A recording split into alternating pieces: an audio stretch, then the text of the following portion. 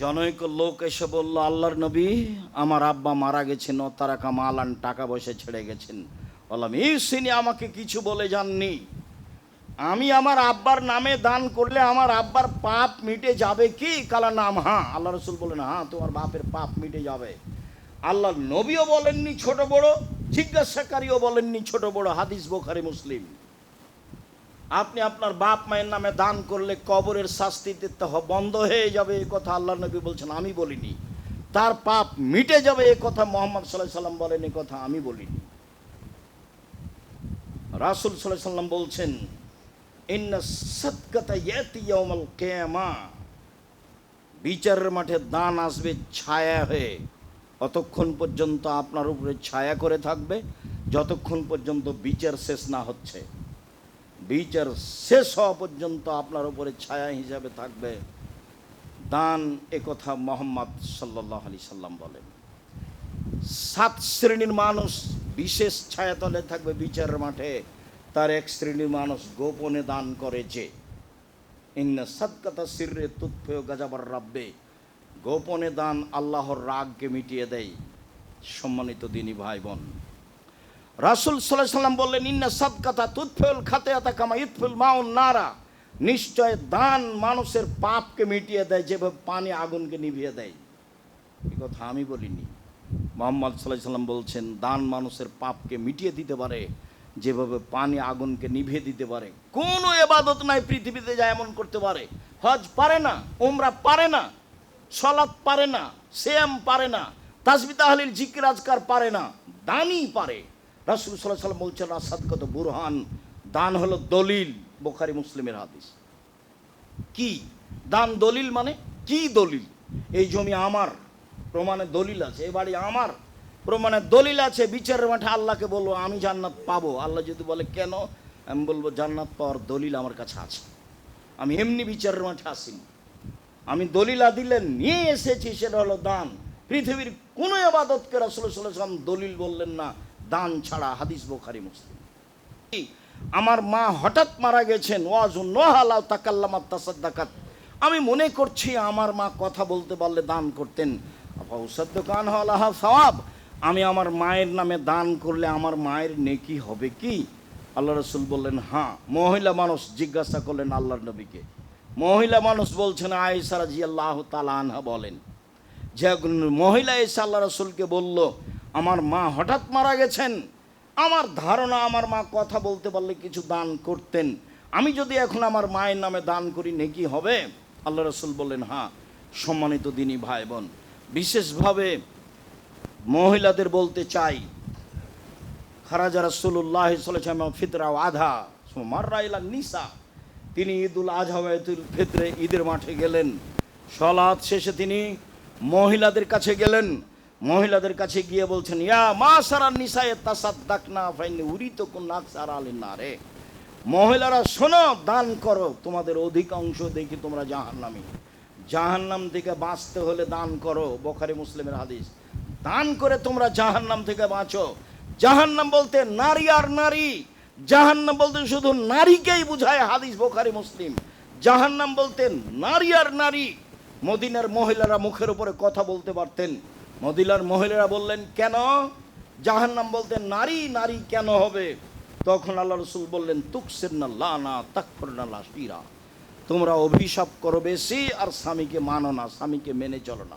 কিছু করার নেই, সারা পৃথিবীর দিনী মুসলিম বোন, কিছু করার নাই। শরীয়ত এভাবেই, স্বামীকে মেনেই চলতে হবে, এ কথাই ঠিক। তিতা লাগলেও মিঠা লাগলেও স্বামীকে মেনেই চলতে হবে, এ কথাই ঠিক। মনে হচ্ছে জুলুম হচ্ছে, এরপরেও মনে হচ্ছে তার মুখখান খুবই খারাপ, কথা বললে আমাকে গালি দেয়, আমার মাকে গালি দেয়, আমার বাপকে গালি দেয়, এরপরেও আমি আপনার বিপক্ষে যাইনি, আপনার পক্ষেই বলছি, স্বামীকে মেনে নিতে হবে, এ কথাই ঠিক। এ কথা আমি বলিনি, এ কথা মুহাম্মদ সাল্লাল্লাহু আলাইহি ওয়াসাল্লাম বলছেন। শেষ পথ, যদি স্বামীকে মেনে না চলা যায়, খোলা তালাক করে নেন। আল্লাহ পথ রেখে দিয়েছেন, খোলা তালাক করে নেন। কাজের কাছে গিয়ে বলবেন, আমার স্বামীর সংসার আমি করব না। একজন মহিলা এসে বলছে স্বামীর সংসার করব না। তখন আল্লাহ রাসূল বলছেন, তাহলে যা মোহর নিয়েছো বাগান ফেরত দাও। তখন মহিলা বলছে, বাগান তো ফেরত দিব, আরো টাকা লাগলেও দিব। বুখারী মুসলিমের হাদিস। বাগান তো ফেরত দিব।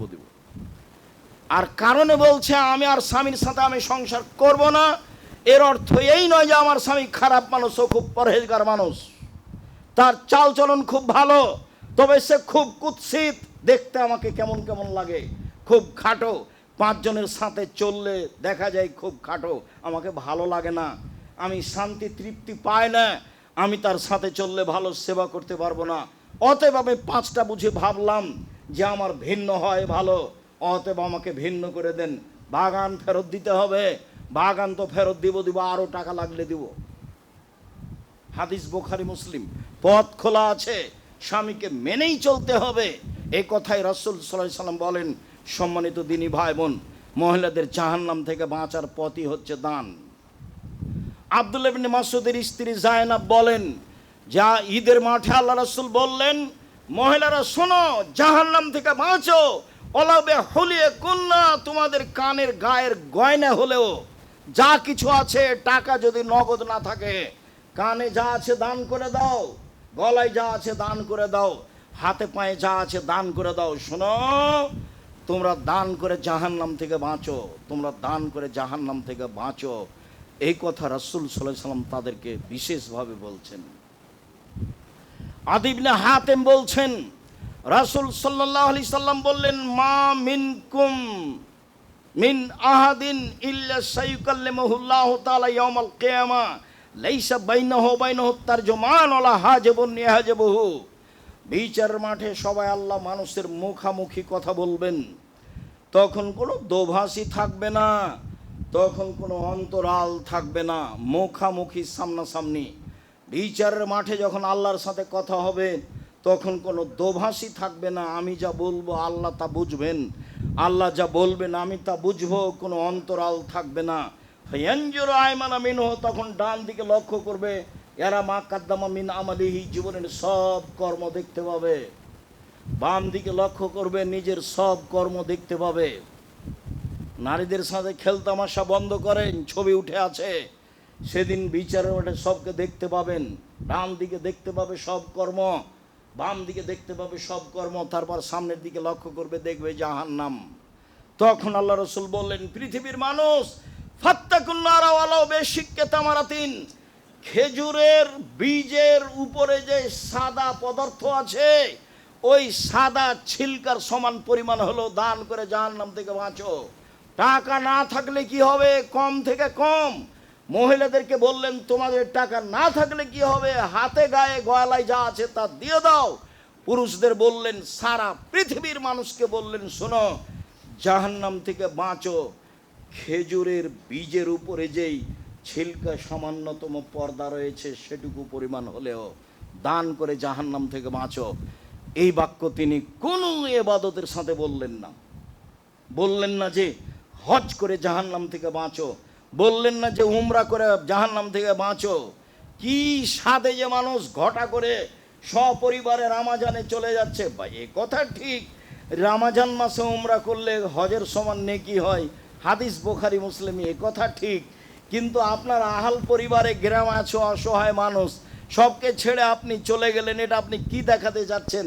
আপনার ভাই বোনকে বলেন হিসাব পরিবর্তন করতে বলুক, বন্ধু বান্ধবকে বলেন হিসাব পরিবর্তন করতে হবে, এই হিসাব ঠিক নয়।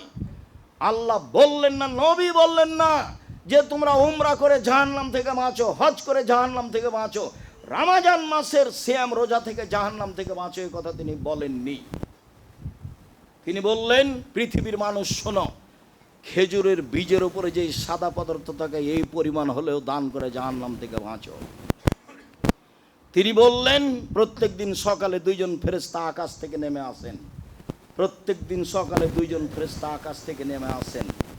একজন বলেন, আল্লাহুম্মা আতে লিকুল্লি মুনফিকিন খালাফা, আল্লাহ যে যতটুকু দান করে তা তুমি পূর্ণ করে দাও। 3 রাত একজন ফেরেশতা বলতে থাকেন। সারা পৃথিবীতে যেখানে যখন সকাল হয়, ফেরেশতা বলেন, আল্লাহ যে যতটুকু দান করলো তুমি তা পূর্ণ করে দাও। অপরজন বলে, আল্লাহুম্মা আতে লিকুল্লি মুমসিকিন তালাফা, যে যতটুকু দান করলো না তুমি তার ধ্বংস করে দাও। এবার হাদিস তো বুখারী মুসলিম। একজন ফেরেশতা বলেন এভাবে, আমার ধ্বংস কামনা করেন। আল্লাহ রাসূল বলেছেন যে কৃপণ জাহান্নামে যাবে, কৃপণতা থেকে মানে যে সে জাহান নামে যাবে, এদিকে আবার ফেরেশতা রেডি করেছেন আল্লাহ। একজন ফেরেশতা প্রত্যেক দিন সকালে সারা দিন বলতে থাকে, আল্লাহ যে যতটুকু দান করলো তুমি তার ততটুকু ধ্বংস করে দাও, যে যতটুকু দান করলো না তুমি তার ততটুকু ধ্বংস করে দাও।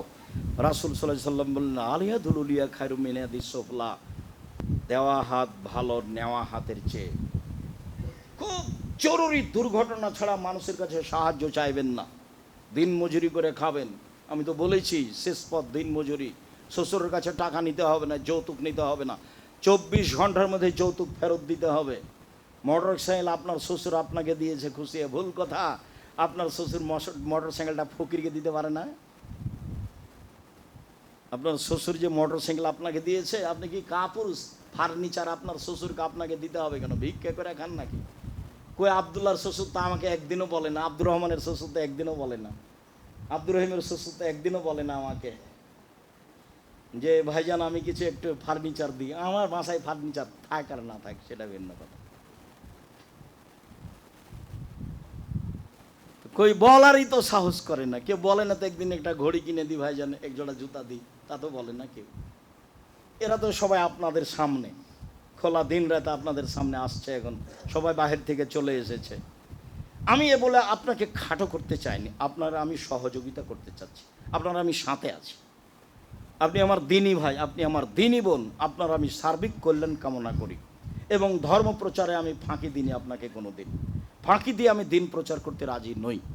সম্মানিত দিনী ভাই বোন, আপনাকে এই অংশ এসে আমি আন্তরিকভাবে অনুরোধ জানাই যে কোনো সময় মানুষের কাছে সাহায্যের হাত পাঠাবেন না। শ্বশুরের কাছে কিছু নিতে হবে না, শাশুড়ির কাছে কিছু নিতে হবে না। পথ তো একটা আছেই, দিন মজুরিটা শেষ পথ। এরপর একটা পথ আছে ভিক্ষের, যেটা পছন্দ না, করবো না ভিক্ষা, কাজ করে খাবো। ভিক্ষা করবো কেন? আব্দুর রাজ্জাক সাহেব বলেছেন, ওটা উনি কষ্টে বলেছেন, নিরুপায় তাই বলেছেন। কোনো পথই যদি না থাকে তখন বলেছে মেয়ে কেন গার্মেন্টসে, গার্মেন্টসে ওর বাপ যাবে। শেষ পর্যন্ত ভিক্ষা করবে বাপ মেয়েকে পড়ানোর জন্য। মেয়ে কেন এখানে, ছেলে কেন এখানে? বাপ তার ছেলে মেয়েকে মানুষের মতো মানুষ করবে জমিদারি দিয়ে, না পারলে চাকরি করে, না পারলে ব্যবসা করে, না পারলে দিন মজুরি করে, না পারলে বাপ ভিক্ষা করে ছেলে মেয়েকে পড়াবে। ছেলে মেয়ে কেন মাঠে, ছেলে মেয়ে কেন টোকায়? এভাবে আল্লাহ রাসূল বলেননি এসব টোকামি এদিকে আসতে হবে, এটা বলেন না। ছেলে মেয়ে কেন টোকাই হবে? সব জিম্মেদারি বাপের উপরে চাপানো আছে। যেভাবে বাপ বুঝেছে নিজেকে সেটা সংসার নয়। সংসার পরিচালনায় পিতার ভুল হয়েছে, সংসার পরিচালনায় মায়ের ভুল হয়েছে, এটা সংসার নয়। হাত পাতা শিখাতে হবে না ছেলে মেয়েকে। প্রয়োজনে দিন মজুরি করে খাবো, প্রয়োজনে বাদামের ব্যবসা করব, প্রয়োজনে চকলেটের ব্যবসা করব, প্রয়োজনে কলার ব্যবসা করব। মানুষের কাছে হাত পাতবো না, মানুষের কাছে হাত পেতে নিয়ে জীবিকা নির্বাহ করতে রাজি নই।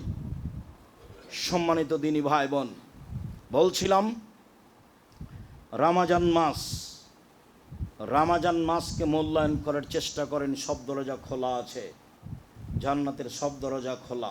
এর অর্থ এই নয় যে এখন সবাই জান্নাতে যাবে। জাহান্নামের সব দরজা বন্ধ, এর অর্থ এই নয় যে এখন কেউ মরলে জাহান্নামে যাবে না।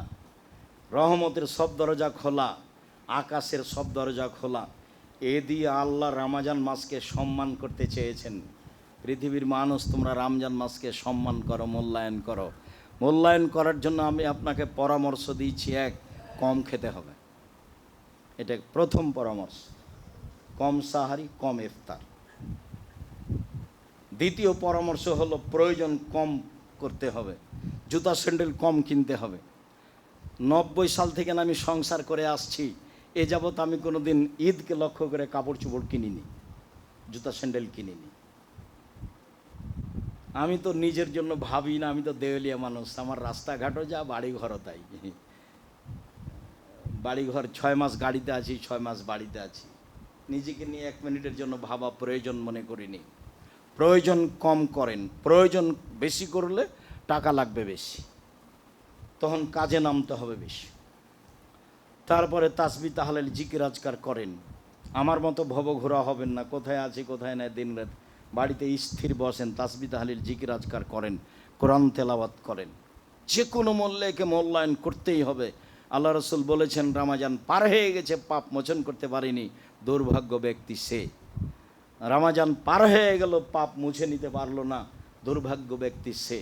আমি পরামর্শ দিচ্ছি আপনাকে মাত্র যে এই করেন, সুন্দর করে তারাবি পড়ার চেষ্টা করেন। জামাতে পড়েন, নলে একাই পড়েন। একাই পড়া সবচেয়ে ভালো, নিজের মতো পড়তে পারবেন। আর নিজের মতো পড়তে গিয়ে কিছুই করতে পারলেন না, তো জামাতে পড়েন। আমি আপনাকে নিজের মতো পড়তে বলেছি এই জন্য যে নিজের মতো পড়লে শান্তি পাবেন। আপনার মতো আপনি কেরাত করতেই থাকবেন, 100 বার বলেন সূরা ইখলাস, তারপরে রুকুতে যান। কম খাবেন, কম হিসাব করবেন, কম প্রয়োজন নিয়ে আসবেন সামনে, তাহলে আপনি রমাজানকে মূল্যায়ন করতে পারবেন। দান খায়রাত করেন, দান খায়রাতের একটা বড় সময়। যাকাত তো দিতে হবে, সে নিয়ে তো কোনো কথা নেই, দানের কথাই বলছি। দান করেন, করতেই হবে, সবাইকে দান করতে হবে। দান করেন, অসহায় মানুষকে দান করেন। ফকির যে দিন রাত রাস্তাঘাটে ভিক্ষা চাচ্ছে, হাত পাতে যে, সে হলো ফকির। চায়ও না সংসারও চলে না, সে হলো মিসকিন। খুব ভালো মনে রাখবেন, চায়ও না সংসারও চলে না, সে হলো মিসকিন। তাদের দেন, তাদেরকে খুঁজে দেন, তাদের বাড়িতে টিউবওয়েল আছে কিনা পানির ব্যবস্থা করে দেন, ওদের কাপড় চোপড় দেন। এগুলো ব্যবস্থা। কে বলেছে যে মানুষগুলোকে খাওয়াতে হবে? এই প্রথা তো ভালো নয়। আরও 5 জন সেখানে ধনী মানুষও খেতে যায়। খাওয়ার প্রথা, ইফতারি ব্যবসা হুজুরদের করাতে হবে তা নয়। আপনি নিজে মানুষকে ইফতার করাতে পারেন। মানাফতারা ফালাহু মিসলু আজরিহি, যে ব্যক্তি আরেকজনকে ইফতার করালো সে তারই সমান নেকি পাবে, ওজতে নেকি পাবে, ওর কমানো হবে না। হাদিস তো বুখারী মুসলিম। এখানে দাওয়া সেন্টারে ইফতারের ব্যবস্থা হয়, ইফতারি পাঠান। কেউ 5000 পাঠাবেন, কেউ তো 500 টাকা, কেউ 10 টাকা তো পাঠাতে পারবেন।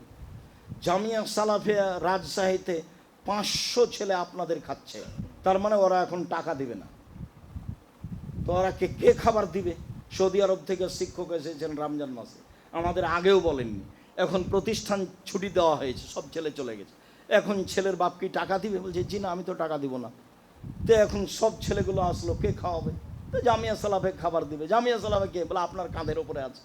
তা আমি তো কোনোদিন জামিয়া সালাফেকে টাকা দিইনি, কেউ দেয়। এতগুলো ছেলে খাবে, কি খাবে? এখানে 200 আছে, তাহলে 5 আর 2 700 ছেলে মেয়ে আছে। আপনি কোথায় টাকা পয়সা দেন, বা আপনার বন্ধু বান্ধব বা আপনার আত্মীয় স্বজন কোথায় দেয় তা আমি জানি না। জামিয়া সালাফে 519 জন এতিম অসহায় আছে, দান তো এখানে করবেন, যাকাত তো এখানে দিবেন। আর আপনাকে আমি দিন রাত বলছি, শিরক মুক্ত প্রতিষ্ঠান জামিয়া সালাফিয়া, বিদাত মুক্ত প্রতিষ্ঠান জামিয়া সালাফিয়া, দল মুক্ত প্রতিষ্ঠান জামিয়া সালাফিয়া। দল মুক্ত প্রতিষ্ঠান। নির্বাচনের আগের দিন আমাকে বলছে ছুটি হবে না, তো আমি জি না, এই হিসাব আমার মাথায় নেই। নির্বাচনে ভোট দিবে মানুষ, ব্যক্তিগত ব্যাপার, যার যেটা সেটা দিবে, কিন্তু ওকে নিয়ে এখানে কোনো কথা নেই, নিয়ে জামিয়া সালাফে কোনো কথা নেই। আমি কোনো দিন এইসব ভাবি না, দেখি কতদিন টিকতে পারি, আল্লাহ কতদিন এভাবে রাখে। সম্মানিত দিনী ভাই বোন, শুনুন, শিরক মুক্ত জায়গা খুঁজেন। জামিয়া সালাফে হতে হবে তা নয়, দুনিয়াতে আরও থাকতে পারে। বিদাত মুক্ত প্রতিষ্ঠান খুঁজেন যেখানে আছে, দল মুক্ত খুঁজেন, সংগঠন মুক্ত খুঁজেন, হিংসা মুক্ত খুঁজেন। একমাত্র আল্লাহকে সন্তুষ্ট করার জন্য যারা কোরআন হাদিস থেকে সেই জায়গা খুঁজে বের করেন, সেখানে জাকাত দিয়ে আসেন, সেখানে বন্ধু বান্ধবকে জাকাত দিতে বলেন, সেখানে আত্মীয় স্বজন খালা ফুফুকে জাকাত দিতে বলেন, সেখানে নিজে দেন, সবচেয়ে ভালো হবে। আমি আব্দুর রাজ্জাক বিন স্বপ্নর পাশে থেকে, আপনার কাছে থেকে আমি পরামর্শ দিচ্ছি, এবং আমি বলছি এটাই চূড়ান্ত হক, এটাই চূড়ান্ত সঠিক। আবারও বলছি, আমার বুঝে জামিয়া সালাফে শিরক হয় না, বিদাত হয় না, দল হয় না, সংগঠন হয় না, হিংসা চলে না। দেশের সবচেয়ে বড় প্রতিষ্ঠান, যেখানে অনেক এতিম অসহায়, সেখানে আপনি সহযোগিতা করবেন, আপনার বোন করবে, আপনার ভাই করবে, আপনার আত্মীয় স্বজন করবে, সবাই করবে, এটা আমার ঐকান্তিক কামনা। আপনি গ্রামের অসহায় মানুষকে দেখেন, ফকির মিসকিনকে দেখেন, জামিয়া সালাফিয়াকে ভালোবাসার প্রাণপণে চেষ্টা রেখে মুখে বলেন আল্লাহ তুমি জামিয়া সালাফে কবুল করো। আমি তো দিন রাত বলছি আল্লাহ তুমি জামিয়া সালাফে কবুল করো। এ দিয়ে তোমাকে মানুষ চিনবে, তোমাকে মানুষ জানবে। আল্লাহ তুমি জামিয়া সালাফে কবুল করো, তোমাকে মানুষ চিনবে, তোমাকে মানুষ জানবে। আমি তোমার দরবারে বড় আশা করে বসে আছি, জামিয়া সালাফিয়া তোমাকে সন্তুষ্ট করার জন্য খুলেছি, আমার কোনো নিজস্ব উদ্দেশ্য নেই। আমি বুঝি, আমি জানছি এ দিয়ে তোমাকে মানুষ চিনবে, তোমাকে মানুষ মানবে। আমি এই জিম্মেদারি নিনি, আমার উপরে তুমি চাপিয়ে দিয়েছ। আমি এই জিম্মেদারি নিনি, তুমি আমার উপরে এই জিম্মেদারি চাপিয়ে দিয়েছ। তুমি এই ব্যবস্থা করো কিভাবে চলবে, সেটা তুমি ভালো জানো। কে সহযোগিতা করলে এটা ভালো চলবে তুমি ভালো জানো। আমি কোনো দিন সরকারি অনুদান চাইনি, আমি কোনো দিন বৈদেশিক অনুদান চাইনি, আমি কোনো দিন কোনো সংস্থার কাছে দাবি জানাইনি। জামিয়া সালাফের রশিদ বহি বাহিরে ব্যবহার হয় না। শিক্ষক জানে না কিভাবে জামিয়া সালাফে চলে, ছাত্র জানে না কিভাবে জামিয়া সালাফে চলে, নেব্রাস ইসলামিক রিসার্চ ফাউন্ডেশনের সদস্যরা জানে না কিভাবে জামিয়া সালাফে চলে। আমি একক মানুষ, মানুষের কাছে বলে থাকি জামিয়া সালাফের কথা। তোমার সন্তুষ্টির দাবিতে বলছি, আমার দিনী ভাই বোন যারা জামিয়া সালাফেকে মূল্যায়ন করে, তুমি তাদের রুজিতে বরকত দান করো, তুমি তাদের ব্যবসায় বরকত দান করো, তুমি তাদের ব্যবসায় নিরাপত্তা দাও, তুমি তাদের রুজিতে বরকত দাও। তাদের যারা চলে গেছে তুমি তাদের কবরের শাস্তি মাফ করো। তাদের যারা আত্মীয় স্বজন অসুস্থ আছে তুমি তাদের সেবা দান করো। আমরা যারা বেঁচে আছি, তাদের আত্মীয় স্বজন যারা বেঁচে আছে, তুমি তাদেরকে হেফাজতে রাখো।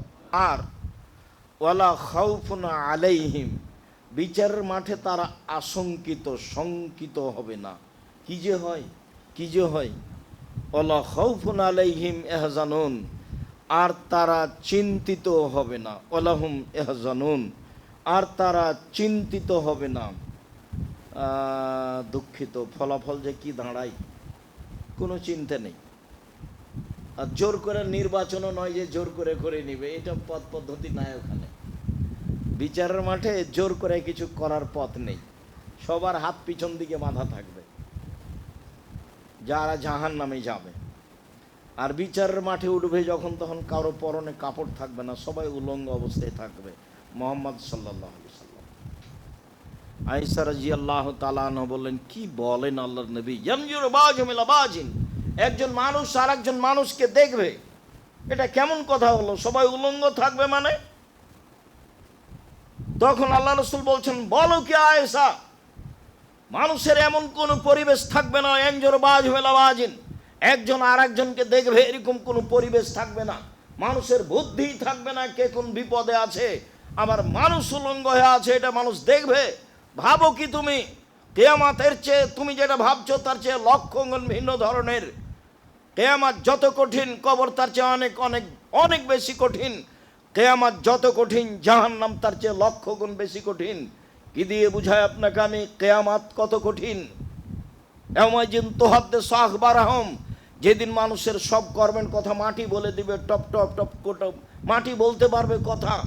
মোবাইলের মুখ নাই, কথা বলতে পারে, মাটিরও মুখ থাকবে না, কথা বলতে পারবে। সবচেয়ে অত্যাধুনিক যন্ত্র মাটি। ফাত্তাকু দুনিয়া ওয়াত্তাকুন নাসা, পৃথিবীর মানুষ তোমরা মহিলা থেকে বেঁচে থাকো, তোমরা পৃথিবী থেকে বেঁচে থাকো। মহিলা বিপজ্জনক বস্তু, এ কথাই ঠিক। মহিলার মাধ্যমে লক্ষ কোটি মানুষ জাহান্নামে চলে যাচ্ছে, পাপী হচ্ছে, জমি জায়গা অর্থ সম্পদ চাকরি বাকরি হারাচ্ছে, এ কথাই ঠিক। সবচেয়ে ভয়ঙ্কর জাতি হচ্ছে নারী পুরুষের জন্য। আর ভিন্ন ধরনের অত্যাধুনিক যন্ত্র হচ্ছে পৃথিবী। সেট করে দেওয়া হয়েছে, তারপর আপনাকে এই মাটির উপরে চলতে বলা হয়েছে। সেদিন মাটি টপ টপ করে আমার পক্ষে বিপক্ষে কথা বলতে থাকবে। এই কথা আল্লাহ তাআলা বলেন। কি দিয়ে বুঝে আপনাকে কিয়ামত কত কঠিন? সম্মানিত দিনী ভাই বোন, রাসূল সাল্লাল্লাহু আলাইহি সাল্লাম বললেন, বিচারের মাঠে থাকবে না তাদের কোনো চিন্তা, থাকবে না তারা কোনো শঙ্কিততে, তারা কোনো আশঙ্কতা বোধ মনে করবে না যে আজ যে কী হয়, ভয় ভীতি তাদের থাকবে না দান করলে। এ কথা আল্লাহ তাআলা বলেন। আল্লাহ তাআলা বলেন, আল্লাযীনা ইউনফিকুনা ফিস সাররাই ওয়াজ যাররাই ওয়াল কাযিমিনাল গায়জ ওয়াল আফিনা আনিন নাস। বিচারের মাঠে জান্নাতে যাবে ওরা যারা সচ্ছল অবস্থায় দান করেছে, যারা অসচ্ছল অবস্থায় দান করেছে, যারা মানুষকে মাফ করে দিয়েছে, যারা রাগ দিয়ে কাজ নেয়নি, ওরা জান্নাতে যাবে। তাতে এক নম্বরে তিনি বললেন, সচ্ছল অবস্থায় দান করে, রমজানে অনেক বেশি করে, অসচ্ছল অবস্থায় দান করে, কম দান করে, যা পারে 10 টাকা দান। দান ইবাদত, এটা আপনাকে মনে করে নিতে হবে। 5 ওয়াক্ত সালাত যেমন ইবাদত, রমজান মাসে যেমন সিয়াম করছেন, এটা একটা ইবাদত। আপনি মনে করে নেবেন যে দান ইবাদত, আপনাকে এটা বিশ্বাস করতে হবে, নইলে আপনার করার খেয়াল থাকবে না।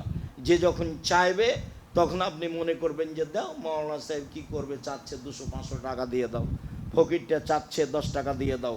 এখান থেকে ফিরে আসতে হবে, আমার প্রয়োজনে দান করতে হবে, এইটাই শিখতে হবে। এটা ইবাদত, ইবাদতের জগতে সবচেয়ে শক্তিশালী ইবাদত। আল্লাহ তাআলা আদেশ করেন, আনফিকু মিম্মা রাযাকনাকুম মিন ক্বাবলি আন ইয়াতি আহাদাকুমুল মাউত ফায়াকুলা রাব্বি লাউলা আখখারতানি ইলা আজালিন করিব ওয়া ফাআসাদ্দাকা ওয়া আকুম মিনাস সালিহিন। ওই দিন আসার পূর্বে দান করো, যে টাকা পয়সা আমি দিয়েছি সে টাকা পয়সা দান করো। আমি তো তোমারটা দান করতে বলিনি, আমি যেগুলো দিয়েছি সেগুলো দান করো। ওই দিন আসার পূর্বে, যেদিন চলে আসবে তখন তুমি বলবে, আল্লাহ একটু সময় দাও, একটু সময় দাও, সামান্য সময় দাও, আমি কিছু দান করে ভালো মানুষ হয়ে যাব। অত্র আয়াতে আল্লাহ তাআলা বলেন, মরণের সময় মানুষ সময় চাইবে দান করার জন্য, মরণের সময় মানুষ সময় চাইবে না সালাত আদায়ের জন্য, মরণের সময় মানুষ সময় চাইবে না হজ করার জন্য, মরণের সময় মানুষ সময় চাইবে না উমরা করার জন্য। উমরা তো এখন ফ্যাশন, সপরিবারে চলে যাচ্ছে উমরা করতে। রমজানের মাস সেখানে থাকবে, ওটা কাবা ঘর, সারা পৃথিবী একই সমান, ওখানে এত টাকা পয়সা করে খরচ করে কি হবে, কি হতে পারে? ও সারাদিন ছবি উঠাচ্ছে, আহাল পরিবার নিয়ে ছবি উঠাচ্ছে, গল্প জমাচ্ছে, বন্ধু বান্ধব নিয়ে গেছে, দিন রাত ছবি উঠাচ্ছে আর গল্পে কাটছে। এই যে কি ইবাদত? আর এটা তো লোক দেখানো ব্যাপার আছে, বলছে সপরিবারে যাব, অপেক্ষা করছে, টাকা পয়সা দিয়ে সব কিছু রেডি করেছে, ভুল হিসাব। প্রতি মাসে যদি 2-3 বার করে উমরা করেন, এর পরেও দান করলে যে ফল হবে উমরা করে সে ফল হবে না। উমরা যদি কবুল হয় তাহলে আপনার ব্যক্তিগত নেকি, আর কবুল যদি না হয় তাহলে আমও গেল, ছালাও গেল, কাঁদতে কাঁদতে 2 চোখও গেল। যা অবস্থা তাতে হওয়ার কথা নয়। বউ আছে ফ্যাশন ধরে, আপনিও আছেন, সাথে ছেলে মেয়েও আছে, গল্প গুজবও আছে, ছবিও আছে, দিন রাত বউকে ধরে ছবি উঠাচ্ছে তপ করার সময়। ধর্ম পাগল হয়ে গেছে যে আপনারা দিন রাত দেখতে চাচ্ছেন, দেখতে পাচ্ছেন। আমার চেয়ে সবাই ভালো জানেন, আমি শুনে বলছি আর আপনি দিন রাত দেখে বলছেন। যে আপনার সাথী চলে গেছে, আপনি যাওয়ার অপেক্ষা করছেন, দেখেন তাদের অবস্থা। অবস্থা মানুষে তো বিবেচনা করবে, পশু প্রাণী বিবেচনা করবে নাকি? পশু প্রাণী তো বিবেচনা করবে না। বলছিলাম, মরণ যখন মানুষের চলে আসে, সবাই, আমি আপনি সবাই, মরণের সময় মানুষের একটা দাবি থাকবে আল্লাহর কাছে, একটু সময় দাও, একটু, আমি দান করে ভালো মানুষ হব। এই কথা আল্লাহ তাআলা বলেন। ওই সময়তে কেউ বলবে না যে আমি রোজা করে ভালো মানুষ হব, আমি হজ করে ভালো মানুষ হব, আমি উমরা করে ভালো মানুষ হব, আমি মানুষের সাথে ভালো চাল চলন দেখে ভালো মানুষ হব, এরকম দাবি থাকবে না। দান করে ভালো মানুষ হব, দান করে ভালো মানুষ হওয়া যায়। তোমরা দান করো, সেদিন আসার পূর্বে যেদিন তোমরা এ কথা বলবে অথচ বলে কোনো লাভ নেই, এক মুহূর্ত আমি কমবেশ করব না, যার যেভাবে আদেশ দেওয়া আছে সেভাবেই পালন হবে। এক থাপ্পড় দিয়েও মুসা আলাইহিস সালাম রেহাই পাননি, এক পর্যায়ে যেতেই হয়েছে দুনিয়াতে। সবার সময় আসলে চলে যেতে হবে, এ কথাই ঠিক। যতক্ষণ পর্যন্ত শ্বাস বন্ধ হয়নি ততক্ষণ পর্যন্ত ভুল ধরা পড়েনি। আল্লাহ তাআলা বলেন, ইয়ামহাকুল্লাহুর রিবা ওয়া ইউরবিস সাদাকাত, মানুষের সুদে টাকা কমিয়ে দেয়, দানে টাকা বেশি করে। আবু হুরায়রা রাদিয়াল্লাহু তাআলা আনহু বলেন, রাসূল সাল্লাল্লাহু আলাইহি সাল্লাম বলেছেন, ইবনা আদম আনফিক আলাইকা, আদমের ছেলে মেয়ে দান করো, আমি ওইটা পূর্ণ করে দেব। আল্লাহ বলছেন দান করলে টাকা বেশি হয় আর সুদ খেলে টাকা কমে যায়। একাধিক দিন বলেছি, সুদের শেষ পরিণতি নিঃস্ব, আজ হোক আর কাল হোক, যারা সুদ খায় তাদেরকে ভিক্ষুক হতে হবে, হতেই হবে, একদিন না একদিন সেটা ফিরে আসবে। কেননা আল্লাহ তাআলা বলছেন যে কোনো মূল্যে সুদ থেকে বিরত থাকার চেষ্টা করতে হবে। লোন নিয়ে কোটি টাকা লোন নিয়ে ব্যবসা করার হিসাব করিয়েন না। যারা বড় ব্যবসায়ী তারা ব্যাংকের টাকা নিজের টাকা মনে করে, কেন? ফেরত দেওয়া লাগে না। একদিন এই সেই বাস গেছে, 8 টাকা দেওয়া লাগে না, জানা যাই হবে না, কোনো হুজুর দেখে কাজ হবে না। বড় হুজুর, মেজ হুজুর, সেজ হুজুর, বিচারের মাঠ কোনো হুজুর দেখা হবে না। বড় বড় নেতা যারা, তাদের পিছন দিকে হাত বাঁধা থাকবে। ইন্দিরা গান্ধীর হাত পিছন দিকে বাঁধা থাকবে, ফেরাউনের হাত পিছন দিকে বাঁধা থাকবে, তার নাম কিয়ামতের মাঠ। আদসামদের হাত পিছন দিকে বাঁধা থাকবে, তার নাম কেয়ামতের মাঠ। কবর যত কঠিন, কেয়ামত তার চেয়ে অনেক বেশি কঠিন। কেয়ামত যত কঠিন, জাহান্নাম তার চেয়ে অনেক অনেক অনেক বেশি কঠিন। সম্মানিত দিনী ভাই বোন, আনাস রাদিয়াল্লাহু তাআলা আনহু বলেন, রাসূল সাল্লাল্লাহু আলাইহি সাল্লাম বলেছেন, ইন তাবজুলিল ফাজলা খায়রুন লাক আইন তুমসিকুহু শাররুন লাক। টাকা পয়সা হিসাব করে দান করো, অতিরিক্ত যা আছে দান করো, ওকে জমা করে রাখিও না, জমা করে রাখলে ফলাফল ভালো হবে না।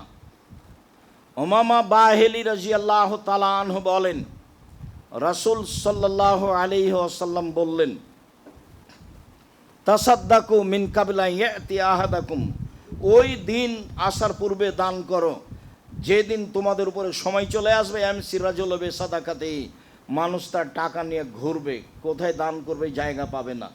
যেখানে দান করতে যাবে সে বলবে, লা আতাতা বিলামস লা কাবিল তোহাফাম লিয়ম ফালা হাজাত আলাই বিহা, কালকে আসলে আমি আজকে আপনার দান নিতাম, আজকে আপনার দান আমি নিব না, আমার প্রয়োজন নেই। হ্যাঁ, এটা আসবে, যদিও আমাদের এখানে দেখা যাচ্ছে না, তবুও কোনো কোনো দেশে এখন টাকা নেওয়ার মানুষ নাই। এরকমই সারা পৃথিবী জুড়ে হয়ে যাবে। সেই দিন আসার পূর্বে দান করো, যেদিন যাকে দিতে যাবা সেই নিবে না। এখনও যদি মানুষ হক পথে দান করে, মানে যে দানে কাজে লাগবে, তাহলে এদেশে মানুষ খুঁজে পাবে না। আপনি তো যেখানে দান করছেন সেখানে শিরক হয়, তাহলে সেটা আপনি শিরকের সহযোগিতা করলেন। যেখানে দান করলেন সেখানে বিদাত হয়, সেখানে মিলাদুন নবী হয়, সেখানে সল্লে আল্লাহ গায়, সেখানে আরও কত কি। কোরআন মাজিদ পড়ে নেকি কবরে বক্সিয়ে দেয়, অবাক কথা। কোরআন মাজিদ পড়ে মানুষ কবরে নেকি বক্সিয়ে দিতে পারে? এটা হলো, বলছে এই হুজুর আপনার কয়েকটা ছেলে নিয়ে এসে আমার আব্বার নামে একটু কোরআন মাজিদ পড়ে দেন। তো ওরা 1 ঘন্টা যাবৎ এদিক ওদিক মাথা ঝুঁকিয়েছে, দিয়ে বলেছে আমাদের হয়ে গেছে এক পারা। এবার বাড়ি কোরআন মাজিদ বাড়ি যাওয়ার সময় বলছে, তুই কতটুকু পড়েছি? বলে আমি 1 পৃষ্ঠা। তুই কতটুকু পড়ে? আমি একটুকু পড়িনি, শুধু মাথা ঝোঁকাচ্ছিলাম। আর আল্লাহর হস্তে আপনার শুধু ফালাকার এখলাস মুখস্থ আছে, নাস, আর হুজুরের বাকারা আল ইমরান আছে, তাছাড়া আপনার মধ্যে আর হুজুরের মধ্যে কোনো পার্থক্য নাই। হিফজখানায় শিক্ষা প্রতিষ্ঠান নয়, হিফজখানা শিক্ষা প্রতিষ্ঠান নয়।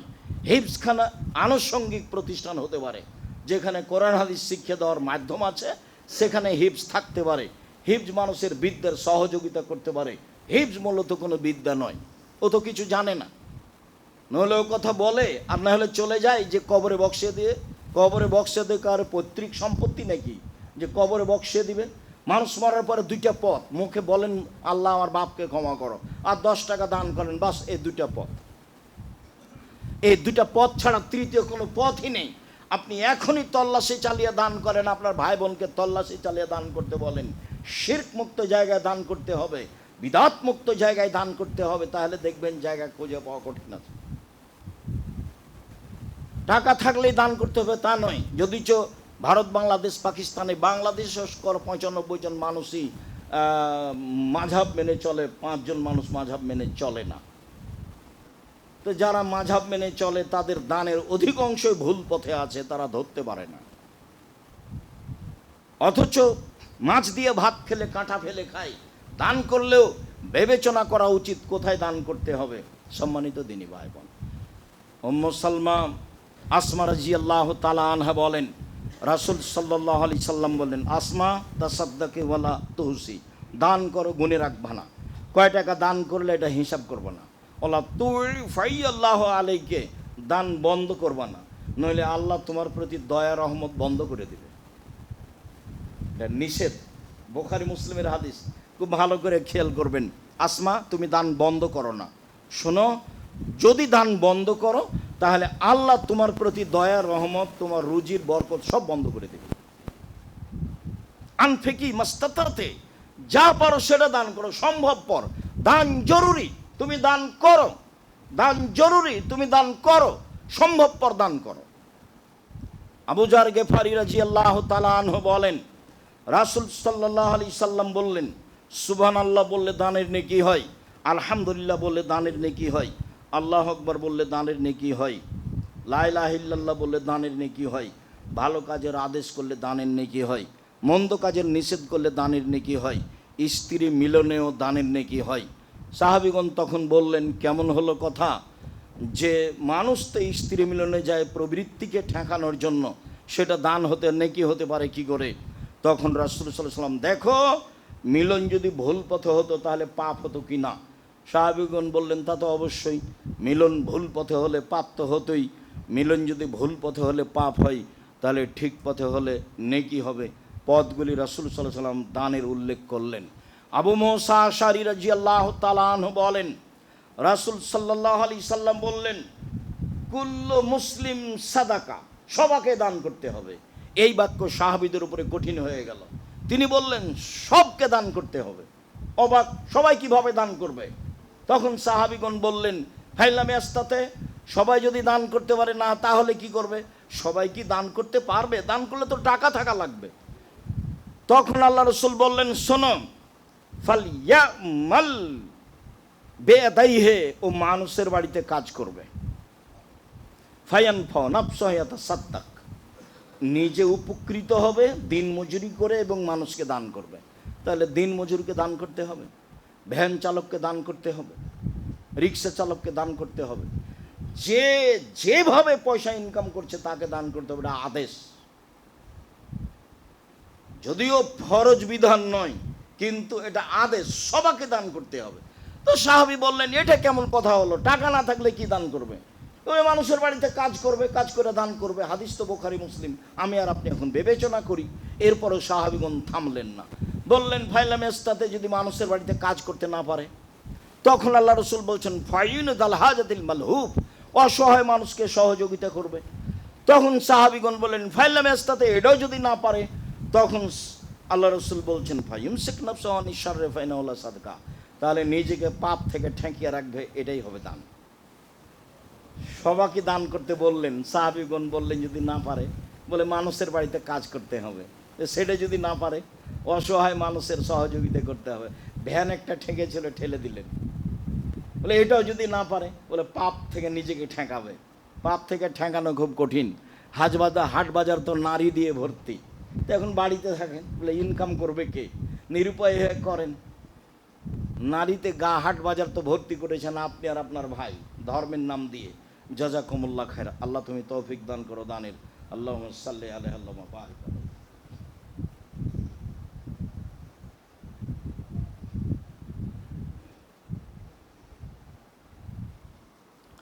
আলহামদুলিল্লাহ ওয়াহদা ওয়াসসালাতু ওয়াসসালামু আলা মান লা নাবিয়্যা বা'দা।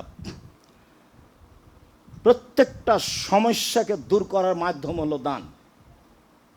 যে কোনো সমস্যা, যে কোনো বিপদ, যে কোনো বালা, কখনো কৃপণতার পথ অবলম্বন করবেন না।